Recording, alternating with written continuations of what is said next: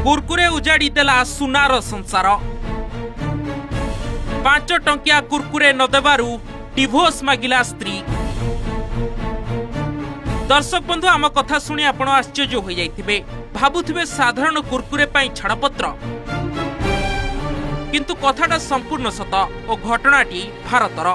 स्वामी स्त्री संपर्क में फाट सृष्टि करिछि एही पैकेट खाद्य। तेबे आसंतो नजर पकाइबा पूरा घटना उपरे।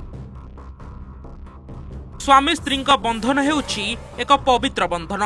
विवाह बेदी रे जन्म जन्म को साथी होई रहिबार शपथ नहीं थांती दुहे।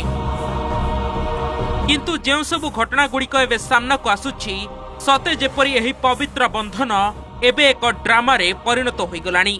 छोट छोट कथारे दंपति छाड़पत्र परी चरम निष्पत्ति नेउछंती। आपण मध्य न्यूज रे सुनिथिबे, किए साड़ी न देबारु छाड़पत्र मागिलाणी तो किए चाहा न देबारु।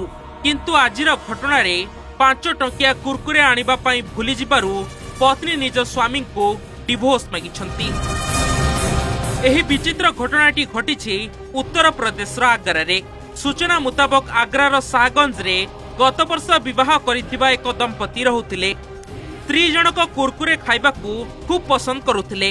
सेथिपई से प्रतिदिन स्वामी को ऑफिस रु फेरिबा बेले 5 टंकिया कुरकुरे आनिबाकू बराद करुथिले।